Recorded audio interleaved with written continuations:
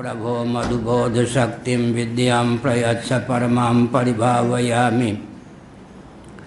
कोमलं कूजयन् वेणुं श्यामलोऽयं कुमारकः वेदवेद्यं परं ब्रह्म भासतां हृदये मम। कूजन्तं राम रामेति मधुरं मधुराक्षरम् आरुह्य कविताशाखां वन्दे वाल्मीकिकोकिलं। निगमकल्पतरोर्गलितं फलं शुकमुखादमृतद्रवसंयुतं पिबत भागवतं रसमालयं मुहुरहो रसिका भुवि भावुकाः। तृणादपि सुनिचेना तरोरपि सहिष्णुना अमानिना मानदेना कीर्तनीय सदा हरिः। नारायणाखिल गुरो भगवन् नमस्ते। शिवाय नमः शिवलिंगाय नमः। तन्मे मनः शिव संकल्पमस्तु। सर्वे भवन्तु सुखिनः। नारायण। श्री राम जय राम जय जय राम।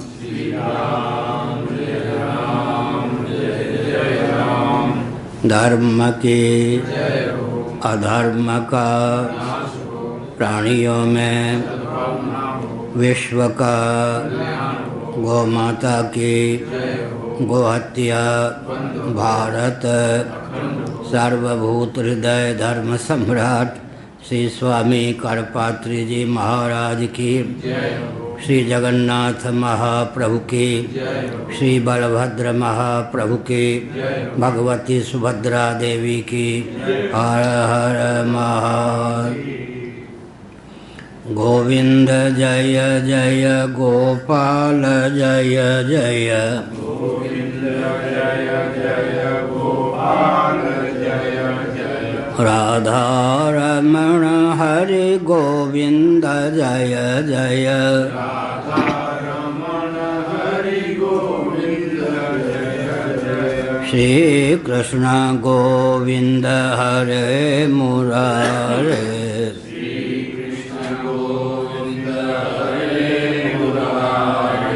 ये नाथ नारायण वासुदेव।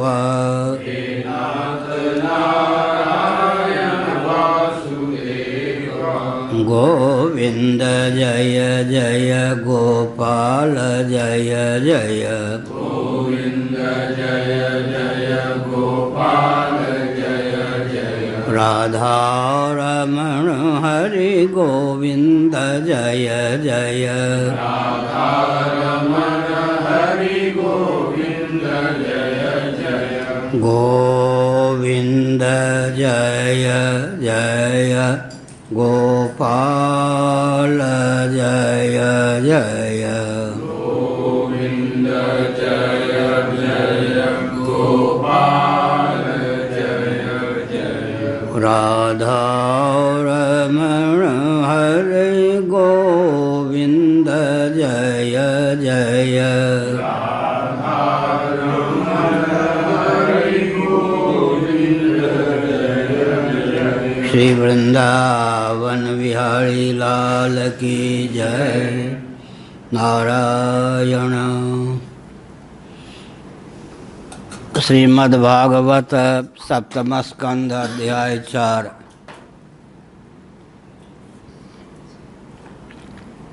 श्लोक 37, 38, 39, 40, 41, 42।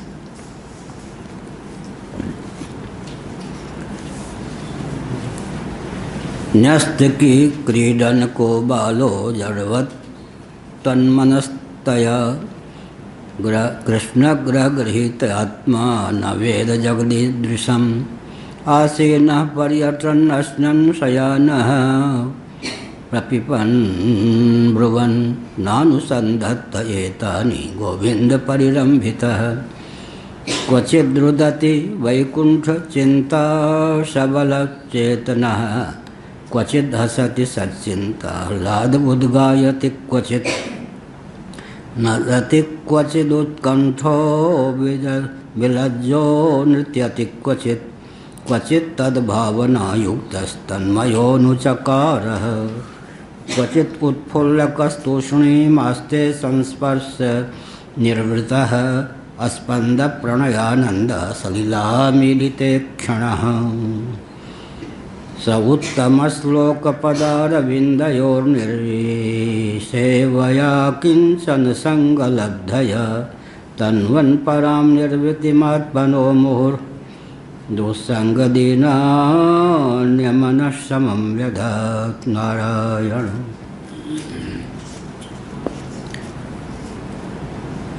कृष्णग्रह गृहीतात्मा प्रहलाद छोटी आयु के थे, फिर भी खेल कूद में उनका मन नहीं लगता था।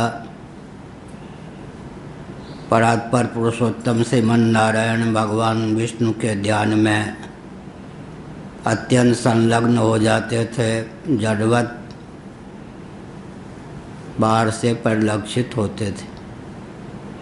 क्यों न हो, श्री कृष्ण रूप ग्रह ने उनको ग्रस रखा था। उनके देहेंद्रीय प्राणांतःकरण पर और उन पर भगवान श्री कृष्ण का अत्यंत अनुग्रह था। श्री कृष्ण के वशीभूत होकर ही वे जीवन यापन कर रहे थे। इसलिए बाह्याभ्यंतर प्रपंच से विनिर्मुक्त उनका जीवन था। सदा तद्भाव भावित होने के कारण कृष्णमय ही वे स्वयं हो गए थे। कभी कभी उन्हें ऐसा लगता कि भगवान श्री कृष्ण के गोद में वे बैठे हैं, भगवान श्री कृष्ण उन्हें पुचकार रहे हैं, आलिंगन कर रहे हैं। चाहे सोते हों, चाहे बैठे हों, खाते पीते हों, चलते फिरते हों, संभाषण करते हों, लेकिन इन सब क्रिया का संपादन करते हुए भी उनका ध्यान श्री कृष्ण में ही रमा रहता था। भगवत ध्यान के वशीभूत होकर ही वे इन सब क्रियाओं का संपादन करते थे। जैसे कोई स्वप्न में कुछ बोल भी दे तो बाद में पता नहीं लगता कि उसने बोला, वैसे ही तन्मनस्क होने के कारण सर्वतोभावेन भगवत तत्व में सन्निहित होने के कारण बाह्य क्रियाकलाप का भी उन्हें भान नहीं रहता था। मानो बाह्य क्रियाकलाप भी भगवत प्रेरित विधा से ही संपादित होती थी। बाह्य क्रियाकलाप का संपादन भी भगवत भाव भावित होकर ही वे करते थे। कभी कभी ऐसा लगता था श्री कृष्ण मुझे छोड़ के, भगवान मुझे छोड़ के कहीं चले गए। भाव राज्य में विप्रलम्भ वियोग की दशा होने पर वे रोने लगते थे। कभी कभी भाव राज्य में भगवान उनके सम्मुख होते, विविध प्रकार के भाव भंगिमा के द्वारा उन्हें प्रबोधित करते, तो ठाका मारकर प्रहलाद हंसने भी लगते थे। बाह्य संयोग वियोग का उन पर प्रभाव नहीं पड़ता था। कल हमने कहा, पूज्य गुरुदेव स्वामी श्री करपात्र महाभाग ने हमें बताया कि जब इष्ट के संयोग और वियोग का अतिक्रमण करके मनोभाव रूप इष्ट के संयोग वियोग से युक्त जीवन हो जाता है तो भक्ति परिपूर्ण मानी जाती है। श्री राधा सुधा निधि का उदाहरण देते थे। अंक स्थिते पिदयिते, भगवान श्री कृष्ण राधा रानी विश्वानंदिनी के अत्यंत सन्निकट, लेकिन जब राधा रानी को होता कि श्री कृष्ण कहीं चले गए तब रोने लग जाती। और बाह्य जगत में श्री कृष्ण राधा रानी विश्वानंदिनी निवृत्त निकुंजेश्वरी के समीप नहीं होते, गोचारण आदि लीला का संपादन करते, सखाओं के बीच में रहते, यमुना तट पर सखाओं के बीच में क्रीड़ा करते। उस समय भाव राज्य में श्री कृष्ण का संश्लेष प्राप्त होने पर राधा रानी को लगता श्री कृष्ण तो मेरे ही पास हैं। इस प्रकार से मनोराज्य में, भाव राज्य में भगवान का सन्निवेश हो जाने पर भगवान की अभिव्यक्ति और भगवान के तिरोधान को लेकर ही संगम और वियोग की दशा भक्तों में होती है। बाह्य इष्ट निरपेक्ष उनका इष्ट हो जाता है। इसीलिए श्रीमद् भागवत के 11 स्कंध में भगवान की 8 प्रकार की प्रतिमाओं का वर्णन है। दारुमयी प्रतिमा भी होती है, जैसे श्री जगन्नाथ जी आदि की प्रतिमा है। मृण्मयी प्रतिमा भी होती है और धातुमयी प्रतिमा होती है, मणिमयी प्रतिमा होती है। सबसे दिव्य प्रतिमा है मनोमयी। मनोमयी प्रतिमा 8वीं प्रतिमा है श्रीमद् भागवत 11 स्कंध के अनुसार। भगवान जब मनोमय हो जाते हैं अर्थात भावराज्य में इतने सन्निविष्ट हो जाते हैं कि मनोगत वासना और संस्कार के उद्बुद्ध होने पर भगवान प्रकट होते हैं, कभी अंतर्हित भी हो जाते हैं।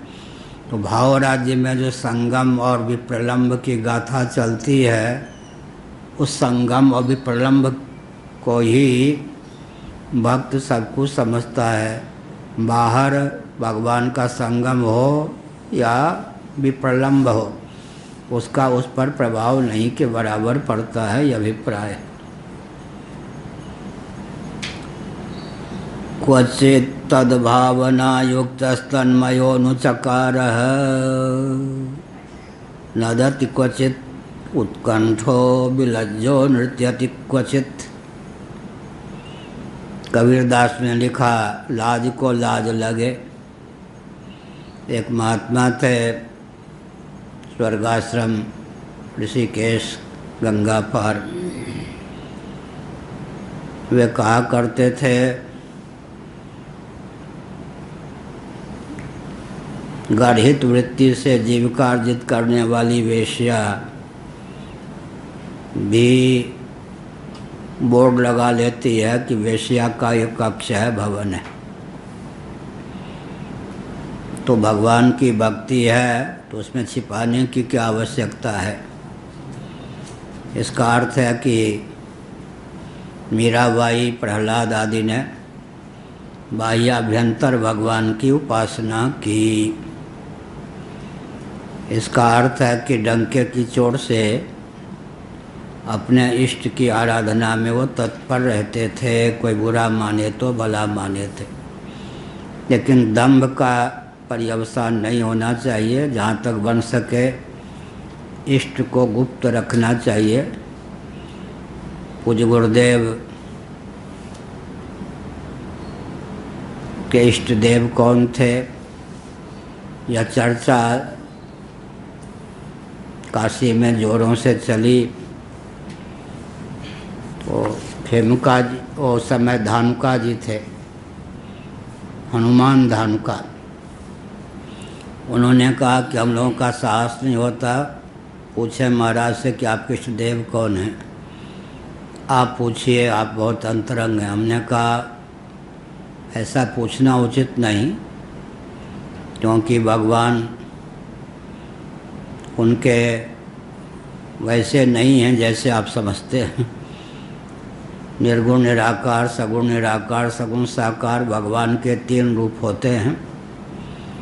निर्गुण निराकार भूमि में आत्मा और ब्रह्म का एकत्व है। सगुण निराकार भूमि में परमात्मा अंतर्यामी के रूप में विद्यमान रहते हैं। वही सगुण साकार श्री रामकृष्ण आदि रूपों में अभिव्यक्त होते हैं। आपका अभिप्राय है कि पंच देवों में किस देव की या किस देव के अवतार की पूज्य गुरुदेव आराधना करते हैं।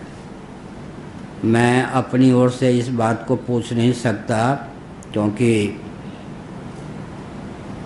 उचित नहीं है। फिर भी उन्होंने कहा कि हमें जानने की इच्छा है। तो मैंने एकांत में कहा, भगवान मेरा प्रश्न तो नहीं है, मैं समझता हूँ कि मुझे ऐसा प्रश्न करना भी नहीं चाहिए, न मेरे हृदय में ऐसा कोई भाव है। लेकिन हनुमान धर्म का आदि के कहने पर मैं कह रहा हूँ, जानना चाहते कि आपके इष्टदेव कौन है। महाराज गंभीर हो गए। उन्होंने कहा, कोई एकांत में धर्मपत्नी अपने पति से बात करती हो तो ढिंढोरा पीटती है। अरे इष्ट भी कहीं बताने योग्य हैं। मैंने कहा मैंने इसलिए आपसे नहीं पूछा, पर प्रेरित पूछ रहा हूँ। मुस्कुराए। फिर संकेत उन्होंने किया कि जिनका नाम लेकर मैं प्रवचन प्रारंभ करता हूँ, श्री राम जय जय राम, जिनके नाम पर रामराज परिषद की प्रतिष्ठा की, तो अभिप्राय क्या है? दंभ का सन्मार्ग के ऊपर पहला वो राम की स्तुति ही है, भगवान राम की श्लोक आता है। नमोस्तु रामाय। और संपादकी के ऊपर कोई न कोई महाराज का पहले वचन ही होता है। इतना तो उन्होंने रखा है। तो हमने कहा कि भगवान इष्ट को भी छिपाने की आवश्यकता है। अब वो रामचरितमानस का एक दृष्टिकोण है, योग भोग मह राखे गोई, राम बिलोकत प्रकटे सोई। बाहर से राजकाज था, दायित्व था, विदेह जनक योगीराज थे, लेकिन उन्होंने क्या किया? योग को भोग में छिपा के रखा। योग को भोग में छिपा के रखना, इसका अर्थ प्रवृत्ति परायण पर लक्षित होते थे, अंदर से नैव किंचित करोमीति, इस बुद्धि से संपन्न थे, भाव से संपन्न थे। बाहर से भोगी सरीखे पर लक्षित होते थे। योग की संपदा को उन्होंने गुप्त रखा। राम विलोकत प्रकटो सोई। लेकिन भगवान राम का जब दर्शन हुआ, विश्वामित्र जी ले आए 2 राजकुमारों को, तो रामचरितमानस में बहुत मार्मिक चित्रण है। इन्हीं विलोकत अति अनुरागा, वरवश ब्रह्म सुख मन त्यागा, सहज विराग रूप मन मोरा, थकित होत जिम चंद्र चकोरा। विश्वामित्र जी आप बताइए, मेरा मन ब्रह्मानंद में निमग्न रहता है, सहज विराग रूप मन मोरा। युवक हो या युवती, विश्व सुंदर हो या विश्व सुंदरी, इस जनक के मन को अपने में आकृष्ट करने में कोई भी समर्थ नहीं है। किसी के मन में वैराग्य होता है, बतासे में 2 बूंद डाल दी अमृत धारा के। तो विदेहराज जनक के मन में वैराग्य नहीं है, मानो वैराग्य रूप धातु ने ही विदेहराज जनक का मन, जनक के मन का रूप धारण किया है। सहज विराग रूप मन मोरा, थकित होत जिम चंद चकोरा। चंद्रमा, दूज के चांद, चंद्रमा का या पूर्ण चंद्र, चंद्रमा का दर्शन करते जैसे चकोर की स्थिति हो जाती है, अपलक तो होते ही हैं नेत्र उनके, ऐसा ही बरबस ब्रह्म सुख ही मन त्यागा। निर्गुण निराकार ब्रह्म में जो मेरा मन सन्निहित, उसको उचटाकर ये कोई सगुण साकार जो युवक आप लाए हैं, जिनका नाम राम है, इनमें संलग्न हो गया है। निर्गुण निराकार रूप से उछट कर मेरा मन सगुण साकार परमात्मा में संलग्न हो सकता है।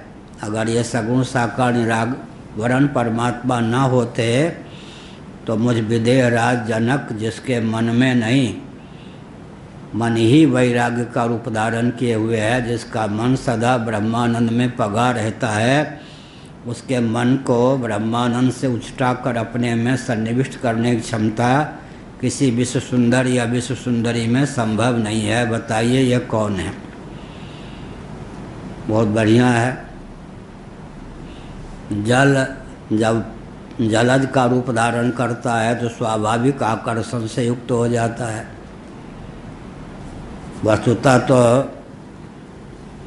जलज जल से उत्पन्न होता है, लेकिन स्वाभाविक रूप से वह मन आकर्षण का केंद्र बन जाता है। ऐसे ही निरावरण ब्रह्म स्वरूप हैं श्री रामकृष्ण आदि। तो ब्रह्मानंद में निमग्न व्यक्ति के चित्त को ब्रह्मानंद से दूर कर अपने में सन्निविष्ट करने की क्षमता केवल उनमें है। ये कौन है? संकेत करके विश्वामित्र ने कहा, जो तुम्हारे मन की स्थिति है वही मेरे मन की स्थिति है। बस तुम्हारे कल्याण के लिए ही मैं इन्हें ले आया हूँ। सचमुच में यह निरावरण ब्रह्म है।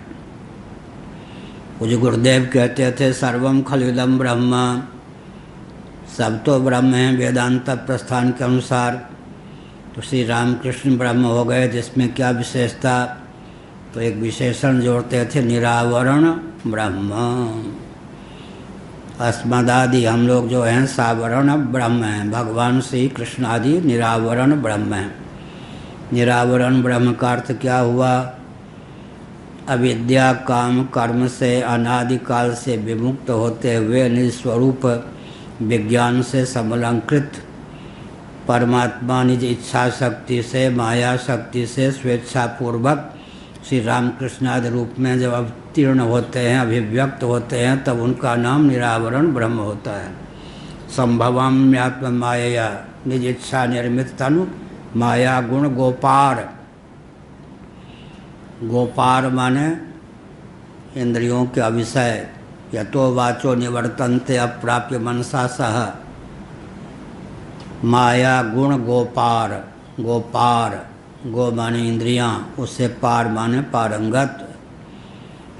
यतो वाचो निवर्तन्ते अप्राप्य मनसा सह। माया के जो त्रिगुण हैं सत्व रजस तमस, इनसे अतिक्रांत विशुद्ध सत्वमयी प्रकृति माया अपनी शक्ति को वश में करके उसके भी वशीभूत न होकर स्वेच्छापूर्वक भक्तों के कल्याण के लिए समय समय पर श्री कृष्णादि प्रकट होते हैं, उनको निरावरण ब्रह्म कहा गया है। निरावरण ब्रह्म। विचित्र बात है, भगवत विग्रह का उपादान कौन होगा, निमित्त कौन होगा?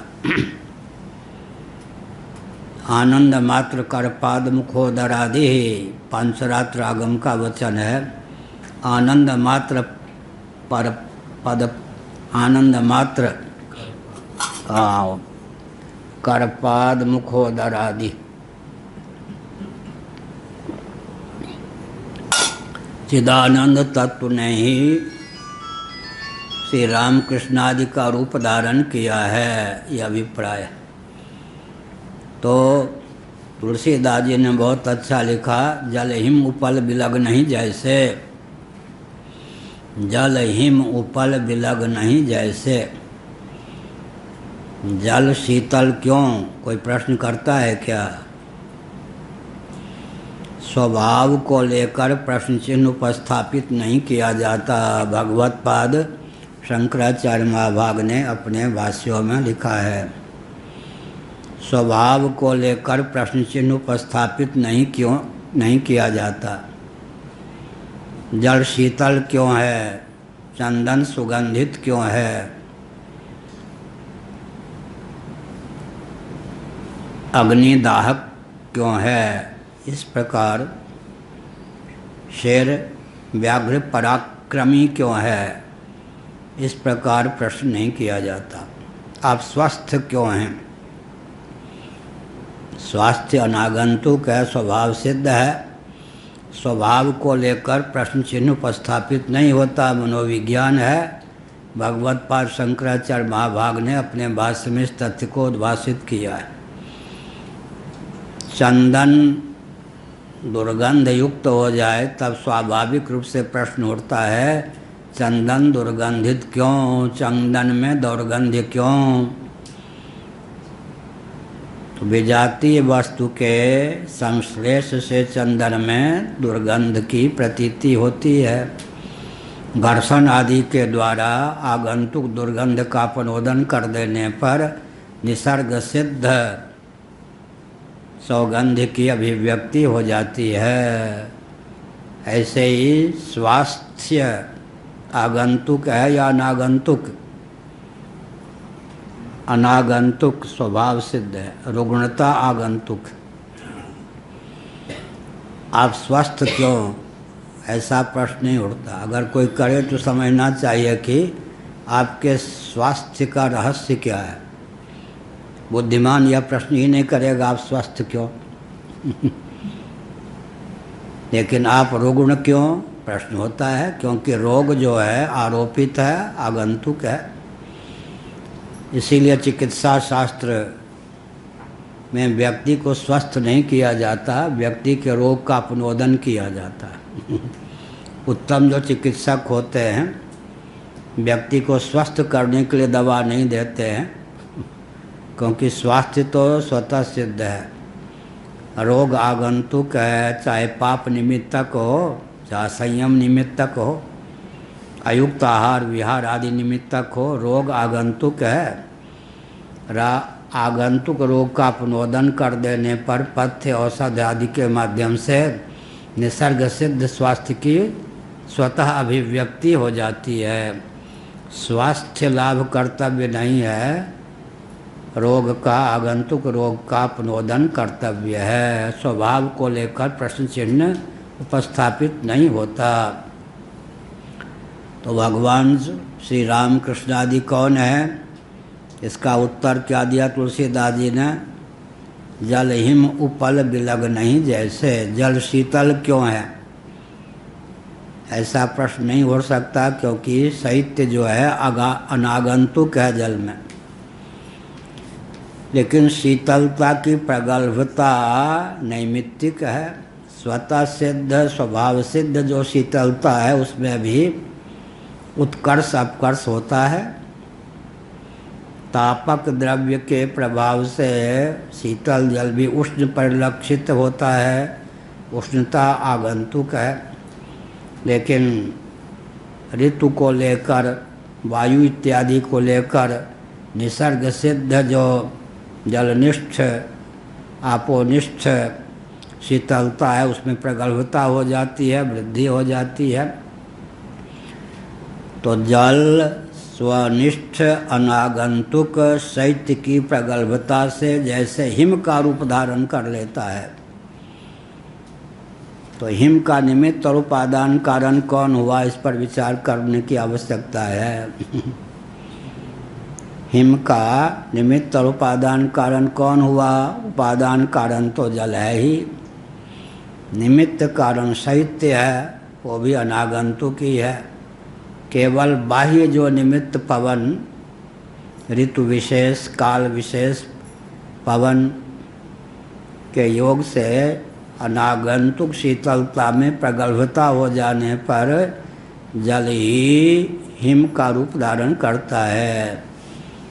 बहुत अच्छा उदाहरण है, इससे बढ़िया उदाहरण अवतार को लेकर दे पाना कठिन होगा। जल हिम उपल बिलग नहीं जैसे। अनागंतुक शैत्य की वायु आदि निमित्तक, पवन ऋतु निमित्तक प्रगल्भता के कारण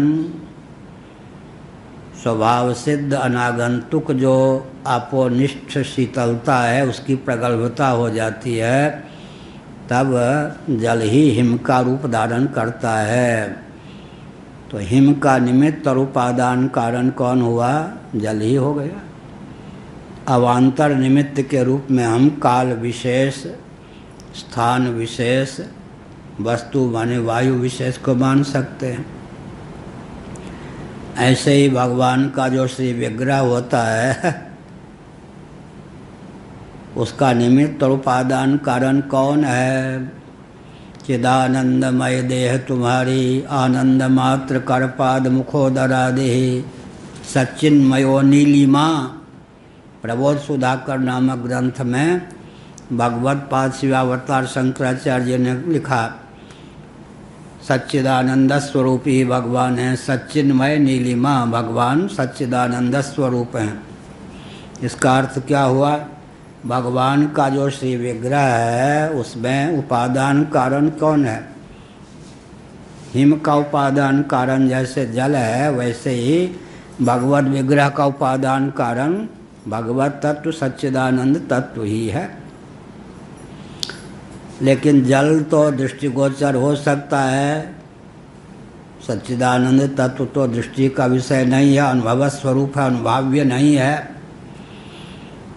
उसमें दृष्टिगोचरता किम मूलक है, किसके कारण है, इस पर विचार किया गया। तो भगवान की जो ब्रह्म शक्ति रेव प्रकृति ही निरालंबोपनिषद, संभवामि आत्ममायया, आत्मवैभव आत्मयोग, भागवत में आत्मयोग शब्द का प्रयोग किया गया है। तो भगवान की जो क्या है शक्ति है, संवित शक्ति, ह्लादनी शक्ति, संधिनी शक्ति, सच्चिदानंद स्वरूप परमात्मा के स्वरूप के अनुरूप ही विष्णु पुराण के अनुसार उनकी 3 प्रकार की शक्तियां हैं। सत प्रधान संधिनी शक्ति, चित प्रधान संवित शक्ति, आनंद प्रधान ह्लादनी शक्ति। कभी सत प्रधान अवतार होता है, कभी चित प्रधान अवतार होता है, कभी आनंद प्रधान अवतार होता है, कभी अद्वैत प्रधान अवतार होता है। भगवान के अवतार में प्रधानता एक तत्व की होती है। युग कितने हैं? कृतयुग, त्रेता, द्वापर, कलयुग। तो भगवान के अवतार के भी 4 प्रकार हो जाते हैं, सत प्रधान, चित प्रधान, आनंद प्रधान, अद्वैत प्रधान। सत प्रधान, सतयुग, कृतयुग। कृतयुग में जो भगवान के अवतार होते हैं सत प्रधान, प्रधान का अर्थ हुआ ना कि चिदंश आनंदांश नहीं रहते या नहीं, सत की केवल प्रधानता रहती है, सत प्रधान। त्रेता में जो भगवान के अवतार होते हैं श्री राम इत्यादि, उधर कौन हो गए? मत्स्य, वराह, कूर्मादि, इधर श्री राम इत्यादि, श्री मत्स्य इत्यादि, श्री राम इत्यादि, ये चित प्रधान। और द्वापर में छैल छबेली नटनागर, श्री कृष्णचंद्र परमानंद कंस, सुधासेन वदन मोहन, आनंद प्रधान। और कलयुग में अद्वैत प्रधान अवतार होता है। हाँ, ये मृगु जी को प्रसन्नता होगी, अद्वैतवादी हैं। कलयुग में भगवान का अवतार अद्वैत प्रधान है। तो कलयुग को घटिया है क्या? यह सत प्रधान, चित प्रधान, आनंद प्रधान, अद्वैत प्रधान भगवान का अवतार होता है। भगवान के दशावतार में कौन भगवान? भगवान परात्पर पुरुषोत्तम श्रीमन नारायण विष्णु के दशावतार में बौद्धावतार का भी नाम है। बौद्धावतारे संकल्प में पढ़ते या नहीं? नेपाल की तराई में जिनका जन्म हुआ वो क्षत्रिय कुल में थे, और हम जिनकी उपासना करते हैं भगवान का अवतार समझकर वे ब्राह्मण कुल में। वर्णगत भेद भी दोनों बुद्ध में है, कालगत भेद भी है और देश स्थानगत भेद भी है। श्रीमद् भागवत में भविष्यत गति से लिखा है कीकटेषु भविष्यति। कीकट, कीकट ऋग्वेद में भी कीकट शब्द का प्रयोग आया है। कीकट का अर्थ श्रीधर स्वामी। मैंने कई बार कहा श्रीमद् भागवत पर जो भाष्य है, टीका है श्रीधर स्वामी विरचित, श्रीधर स्वामी जी इस पूर्वामनाय ऋग्वेदीय गोवर्धन मठ पुरी पीठ के आचार्य थे। बालेश्वर जिला का उनका श्री विग्रह था और वे काशी में बहुत समय तक रहे थे गोमठ में। गोमठ भी यहाँ की शाखा होनी चाहिए, उस पर चर्चा भी चल रही है। श्रीधर स्वामी के द्वारा विरचित श्रीमद् भागवत की टीका है, अर्थात जैसे पद्मपादाचार्य महाभाग ने पंचपादिका नामक ग्रंथ दिया विश्व को अद्भुत, श्रीधर स्वामी ने श्रीमद् भागवत पर भाष्य लिखकर विश्व को एक अद्भुत वैभव दिया, विज्ञान वैभव। इस मठ के 142 में शंकराचार्य महाभाग स्वनाम धन्य, 143 में, 42वें में मधुसूदन सरस्वती जी महाभाग ने विश्व को शक्तिपात की दीक्षा दी। विमला जी उनको सिद्ध थी। विश्व में जहाँ कहीं शक्तिपात का आजकल नाम लिया जाता है वो परंपरा से मधुसूदन तीर्थ जी महाभाग, जो इस मठ के 142 में जगत गुरु शंकराचार्य थे, उनकी शिष्य परंपरा में ही आते हैं। और 143 में श्रीमद् जगत गुरु शंकराचार्य महाराज ने विश्व को वैदिक मैथमेटिक्स दिया। साथ ही साथ अंग्रेजों को कहा भारत खाली करो। स्वतंत्रता संग्राम का नेतृत्व भी भारती कृष्ण महाभाग ने संभाला। बिहार के मुंगेर के कारागार में सम्मान पूर्वक 1 वर्ष तक उनको अंग्रेजों ने रखा। तो ये एक संकेत है। श्रीधर स्वामी ने अर्थ किया कीकट का, क्या किया? गया प्रदेश की कटेशु भविष्यति, माने गया प्रदेश में, गया क्षेत्र में। गया कहाँ है? आजकल बिहार में है। गया क्षेत्र में भगवान बुद्ध का अवतार होगा, भविष्यत गति से है, अब तो हो गया। वहाँ एक टीला है, हमारे व्यक्ति गए वहाँ पर, वहाँ बुद्ध जी का भव्य मंदिर है। अंग्रेज़ों के शासनकाल में भी अंग्रेज़ों ने बहुतों को मरवा दिया। अंग्रेज़ों ने, अभी भी बिहार सरकार में वो क्षमता नहीं है कि घोषित करे कि इस गांव में भगवान बुद्ध ब्राह्मण कुल में उत्पन्न हुए थे। हमने बहुत प्रयास किया, लेकिन अंग्रेज़ों के शासन काल से की कटेशु भविष्यति, गया क्षेत्र में भगवान बुद्ध का ब्राह्मण कुल में अवतार हुआ। आगे कल की भगवान भी ब्राह्मण कुल में उत्पन्न होंगे। संभल क्षेत्र में, एक मुरादाबाद क्षेत्र में है संभल, एक उड़ीसा में है संभल। स्कंद पुराण में संभल का महात्म्य बहुत विस्तार पूर्वक दिया गया है। सुखबोध आश्रम जी मुरादाबाद क्षेत्र के थे, तो उन्होंने स्कंद पुराण से संभल ग्राम का महात्म्य लेकर हिंदी अनुवाद भी किया। अपने यहाँ पुस्तकालय में है ग्रंथ। उन्होंने प्रयास किया, उसमें जो जो तीर्थ आसपास हैं, कुछ तीर्थ मुरादाबाद जिला में संभल गांव में, लेकिन यहाँ उड़ीसा में ये भी विचित्र बात, संभलपुर है ना, वो जितने तीर्थों का वर्णन है आज भी सबके सब विद्यमान है। तो कीकटेशु भविष्यति तो क्या हुआ, किनके लिए? बुद्ध के लिए, गया प्रदेश में। और बहुत कुछ अंशों में लक्षण मिलता है कि संभल क्षेत्र में कल्कि भगवान ब्राह्मण कुल में अवतीर्ण होंगे। अधिक संभव है कि वो सौभाग्य उड़ीसा को ही प्राप्त हो। कुछ गुरुदेव ने हमको एकांत में कहा, दृढ़तापूर्वक धर्म का सिद्धांत का मैंने जो तुम्हें बताया, सनातन शास्त्रों का प्रचार प्रसार करना। लोग कितना भी कहें कि कलयुग है महाराज, ये सब तो होना ही है, किसी की मत सुनना। फिर उन्होंने बहुत अच्छा उपाय बताया, उदाहरण दिया। कलयुग के अंतिम चरण में, अभी तो कलयुग के अंत में प्रलय नहीं होना है ना, युग चक्र यूँ चलता है या यूँ चलता है। उत्पत्ति और प्रलय का क्रम यूँ है, एक चींटी जो है नीचे से ऊपर जाए, ऊपर से नीचे आवे, क्या? ऐसे ही जिस क्रम से उत्पत्ति होती है उसके विपरीत क्रम से संहार होता है। अवरोहक क्रम, आरोहक क्रम, ये ऐसे होता है, लेकिन युग चक्र ऐसे चलता है। एक हमारा लेख भी होगा गणित पर, कहीं प्रकाशित नहीं हो पाया, युग चक्र परिभ्रमण न्याय नामक लेख गणित पर लिखा था। युग चक्र परिभ्रमण न्याय, आप विचार करें, ये वृत्त बनावे, कृतयुग, कृत का अर्थ होता है 4, जुआ में पासे होते हैं तो कृतयुग, कृत का अर्थ हो जाता है 4, तुरीय। त्रेता में त्रिशब्द है ही, अक्षर है ही, द्वापर में द्वि है ही, कलयुग का अर्थ क्या हो गया? 1, 4 3 2 1।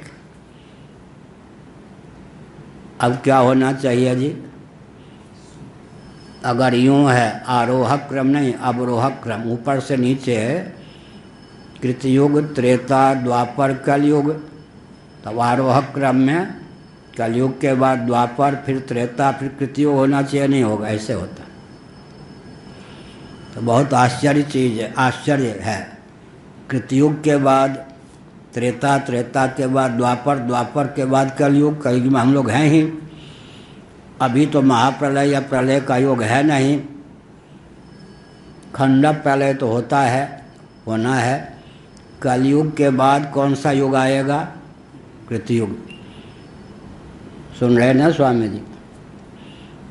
कलयुग के बाद कृतयुग आवेगा, तो बीच में 2 अंतराल हो गए ना, द्वापर और त्रेता।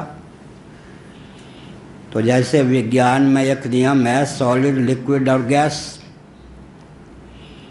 सॉलिड एकाएक लिक्विड के रूप में कन्वर्ट नहीं किया जा सकता, सॉलिड को, ठोस को एकाएक गैस का रूप नहीं दे सकते। अनिल चुल्ली, संस्कृत में कहेंगे गैस को अनिल चुल्ली। वायु और अग्नि का गोला, चूल्हा, अनिल चुल्ली। तो क्या हुआ? ठोस द्रवावस्था को प्राप्त हुए बिना गैस का रूप धारण कर ले, संभव नहीं। लेकिन मैग्नीशियम का तार होता है, हम लोगों ने प्रयोगशाला में देखा है, मैग्नीशियम के तार को जलावेंगे तो सीधे ठोस से गैस का रूप वो तार धारण कर लेगा। बीच में जो द्रवावस्था है, लिक्विड फॉर्म है, उसका दर्शन नहीं के बराबर होगा। ऐसे ही तमोगुणी व्यक्ति बिना रजोगुणी हुए सात्विक नहीं हो सकता है। तमोगुण और सत्वगुण के मध्य में रजोगुण की स्थिति है। लेकिन किसी किसी महापुरुष में वो क्षमता होती है, और किसी किसी व्यक्ति में प्रारब्ध निमित्तक वो योग्यता होती है कि देखते देखते तमोगुणी सात्विक हो जाता है, तो बीच की घाटी बहुत द्रुत गति से पार हो जाती है। और क्या है? फल बल कल्प सिद्धांत, पूज्य गुरुदेव का शब्द है, फल बल कल्प सिद्धांत। क्यों सुरेश जी, बट का पुष्प, बरगद का पुष्प कितना बड़ा होता है? नहीं होता। पाकर का, गुलर का नहीं होता, नहीं होता, ठीक है। लेकिन नियम क्या है? अंजीर का पता लगाना। बट का पुष्प होता है, बरगद का, पाकर में, अच्छा, पीपल में फूल लगते हैं या नहीं? नहीं। नियम यह है कि बिना पुष्पित हुए कोई लता वृक्ष फलित हो जाए, संभव नहीं। लेकिन कतिपय दृष्टांत ऐसे हैं कि फल दिखाई पड़ते हैं, फूल नहीं दिखाई पड़ते। तो यहाँ पर कौन सा नियम लागू होगा? फलबल कल्प सिद्धांत। उनको क्या कहेंगे चिकित्सा शास्त्र की दृष्टि में? अंतः पुष्पित ये फल वृक्ष होते हैं। अमुक लता या अमुक वृक्ष अंतः पुष्पित हैं। अंतः पुष्पित हैं माने दृष्टिगोचर न होने पर भी पुष्पित मानेंगे, क्योंकि बिना पुष्प के फल की निष्पत्ति नहीं होती। मिथिला में लोगों की बुद्धि की परीक्षा लेने के लिए कहावत बनाए लोगों ने। अरती पर पड़ती मेघडम्बर पर छाया, बाप रहतीन पेट में तपूत गेलखिन गाया। अरती पर पड़ती मेघडम्बर पर छाया, मेघडम्बर माने बांस का बना हुआ या आजकल कपड़े का बना हुआ जो छाता होता। अरती पर पड़ती मेघडम्बर पर छाया, बाप रहतीन पेट में तपूत गेलखिन गाया। बाप तो पेट ही में थे और पुत्र गया की यात्रा भी कर लिए। कपास निकला कैसे अर्थ? कपास। पहले फल या फूल, फलाकृति पहले होती है, पुष्प के रूप में बाद में विकसित होता है। अरती पर पड़ती मेघडम्बर पर छाया, बाप रहतीन पेट में तो पूत गेलखिन गए। गेलखिन माने गए, गया, गाया। इसका मतलब क्या है? बहुत से ऐसे वृक्ष हैं, वास्तव में कपास जो गोल निकलता है ना, फल नहीं है लेकिन फलाकृति उसमें है, फूल बाद में। तो फलवल कल्प होता है, अंतः पुष्पित ये वृक्ष होते हैं।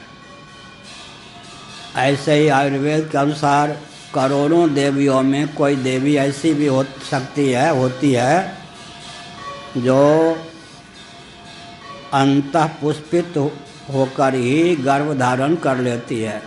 मोटी भाषा में रजस्वला हुए बिना गर्भ धारण करना संभव नहीं है। करोड़ों देवियों में कोई कोई ऐसी देवी भी उत्पन्न होती है, बाह्य दृष्टि से मासिक धर्म के बिना ही गर्भवती हो जाती है।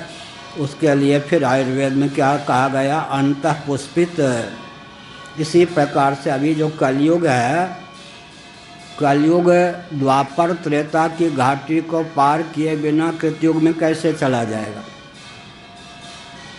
गणित की दृष्टि से भी असंगति विसंगति होगी या नहीं, लेकिन युग चक्र यूँ चलता है। चक्र तो ये होगा ना, 1 और 4 का योग ऐसा हो जाएगा।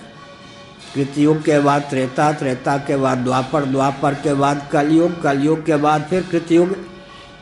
1 को 4 तक पहुंचने के लिए बीच में कौन घाटी चाहिए? 2 और 3। उसकी पूर्ति कैसे होगी?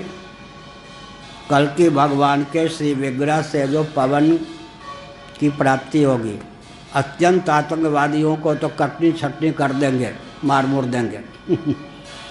फिर भी कलयुग के व्यक्ति ये वृक्ष इत्यादि भी कृतयुग में रहने योग्य नहीं बन सकेंगे। तो अश्वारूढ़ होकर, कार पर नहीं, जीप पर नहीं, हेलीकॉप्टर से यात्रा नहीं करेंगे। इसका मतलब ये सब जितने अस्त्र शस्त्र हैं गिने चुने दिनों के हैं, वही तीर, वही धनुष, वही तलवार और वही कार नहीं, वही अश्व। क्योंकि जिन ऋषियों ने, त्रिकालज्ञ ऋषियों ने श्रीमद् भागवत आदि में भविष्यवाणी की, उन्होंने कल्कि भगवान का अश्वारोही बताया या नहीं? अश्वारोही बताया। तो कलयुग के अंतिम चरण तक ये कार, जीप, ट्रेन, ये सब की अगर बात होती तो अंत में कल्कि भगवान कार से यात्रा करेंगे या जीप से? अश्वारोही होंगे। और क्या रिवाल्वर लेकर यात्रा करेंगे या तीर धनुष लेकर के?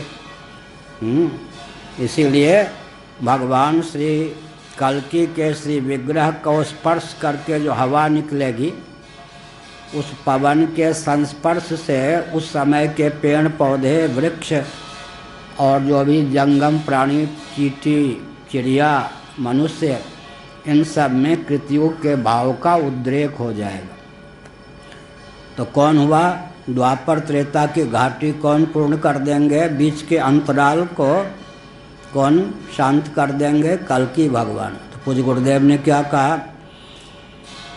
कलयुग के अंतिम चरण तक कोई ब्राह्मण वर्ण संकर, कर्म संकर होने से बचा रहेगा, तब तो भगवान उसके घर में लाला होके जन्म लेंगे। क्या आर्य समाजियों के यहाँ भगवान का अवतार थोड़े होगा? वो तो भगवान का अवतार मानते ही नहीं। जैनों के यहाँ भगवान का अवतार होगा, जैन तो ईश्वर को ही नहीं मानते हैं।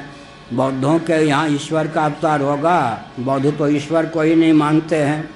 वैशेषिकों के यहाँ ईश्वर का अवतार होगा, वैशेषिक तो भगवान का अवतार ही नहीं मानते हैं। भगवान को सगुण निराकार मानते हैं उनका भगवान न निर्गुण हो सकता है न साकार।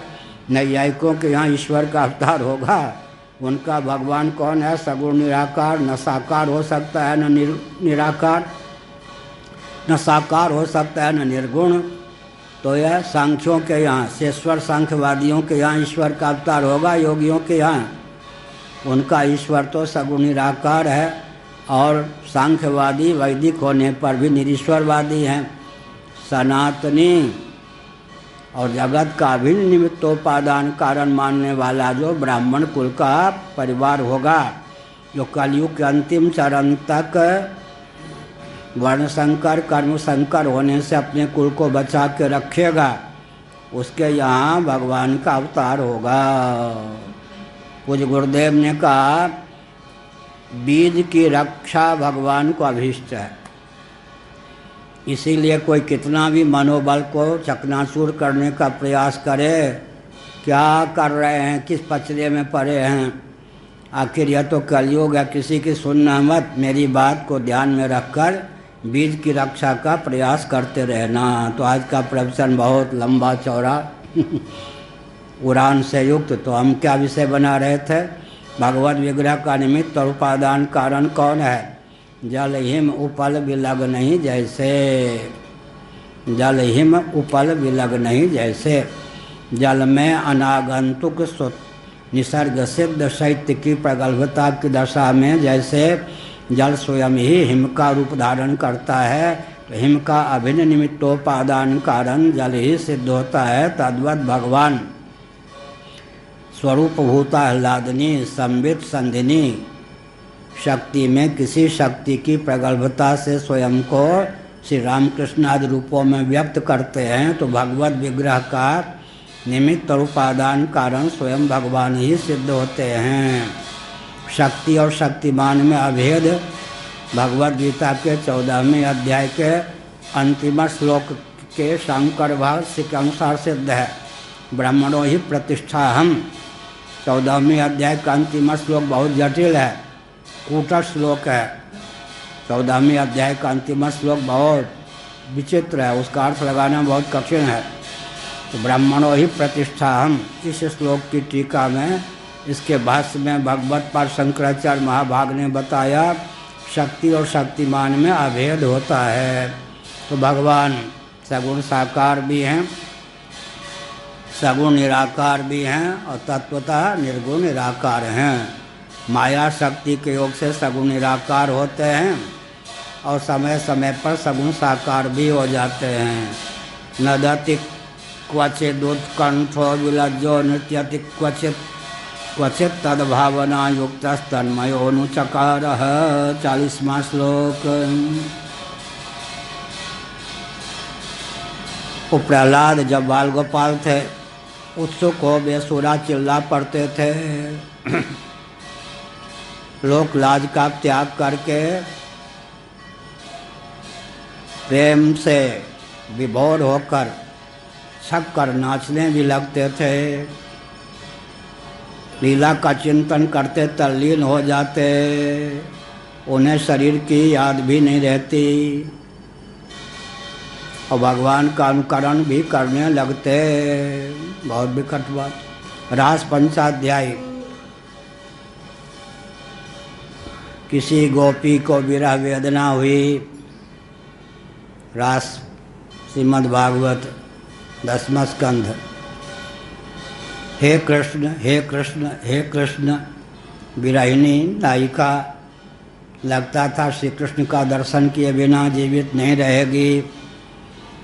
इतने में किसी गोपी के हृदय में कृष्णोहम का संचार हो गया, मैं कृष्ण हूँ।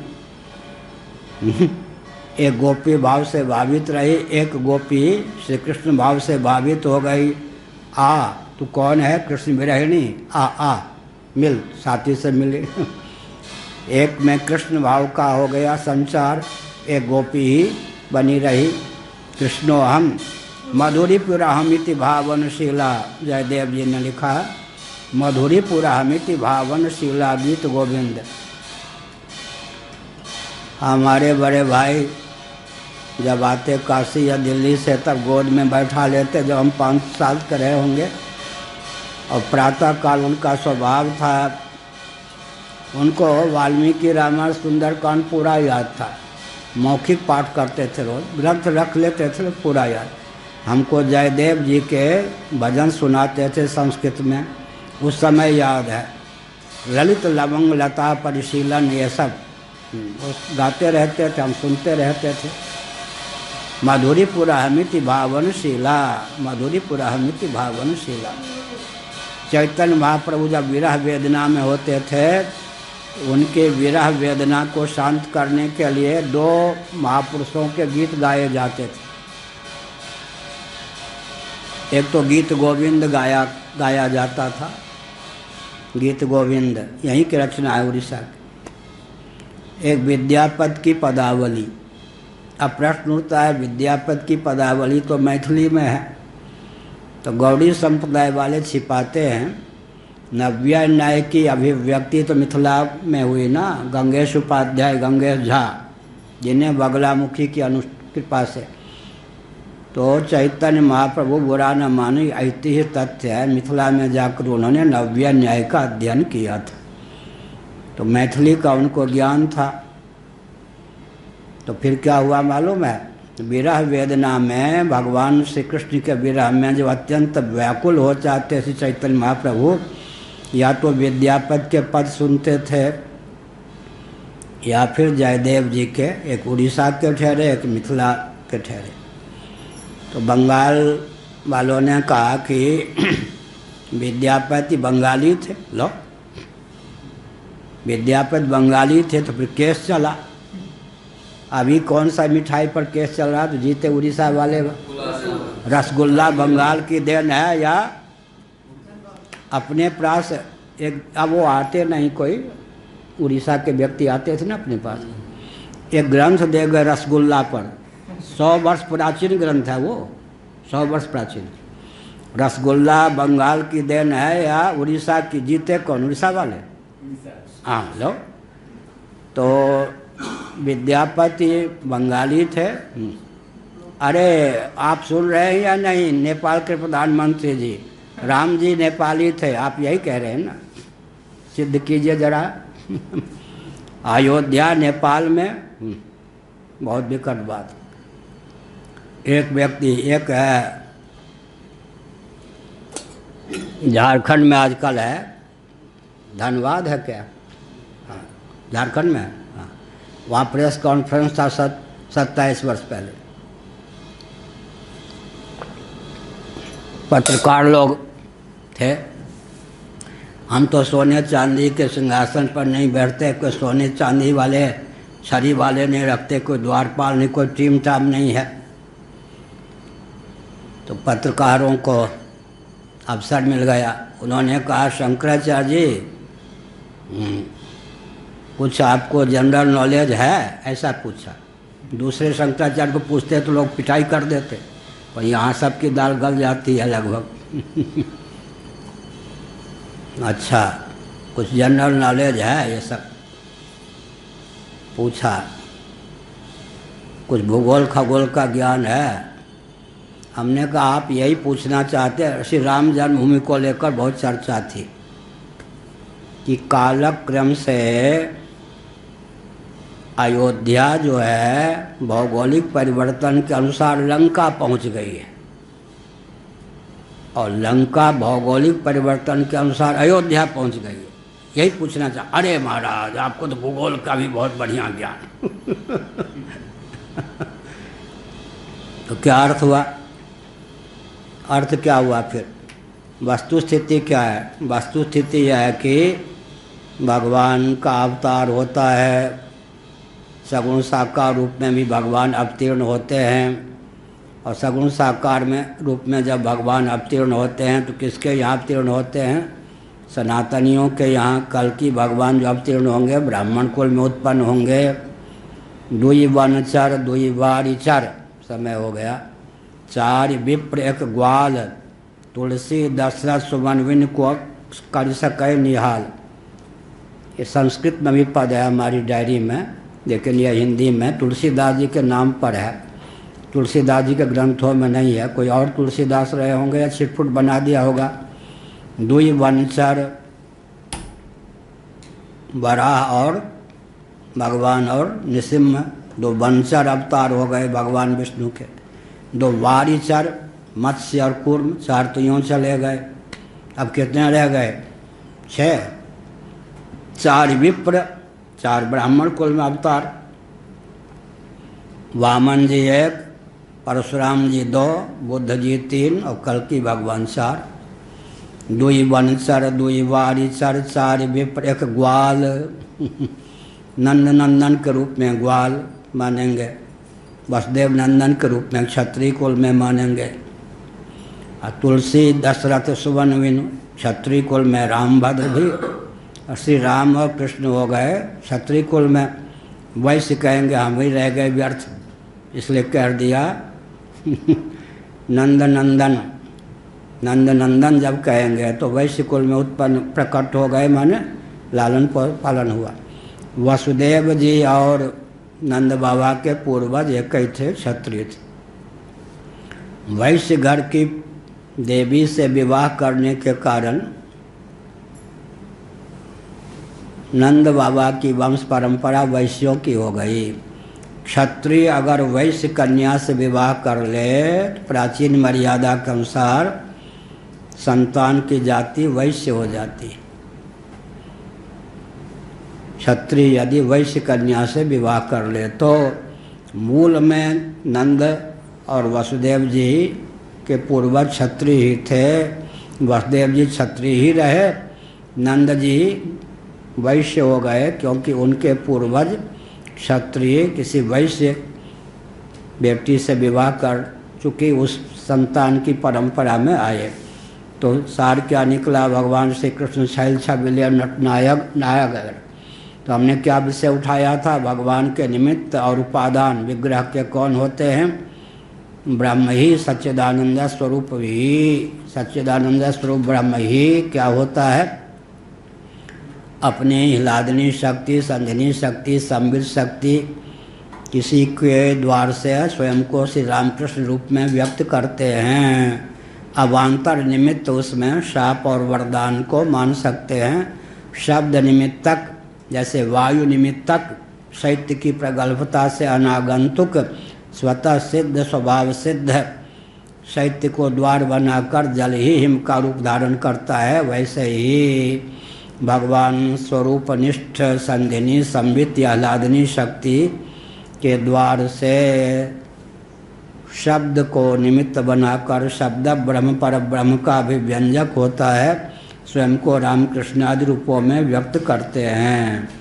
तो कभी कभी शरीर का ध्यान भी नहीं रहता, कभी कभी भगवान की अनुकृति लीला, अनुकृति बात चल रही थी। अनुचकार, जैसे कोई गोपी श्री कृष्ण भाव से भावित होकर विरहिणी नायिका को हृदय से लगा लेती, वैसे कभी कभी तद्भाव भावित होकर भगवान का रूप माने भगवान की हाव भाव भंगिमा को प्रकट करने लगते। प्रहलाद, नारायण हर हर महादेव, श्री राम जय राम जय जय राम, धर्म की अधर्म का प्राणियों में विश्व का, गौ माता की गोहत्या, भारत हर हर।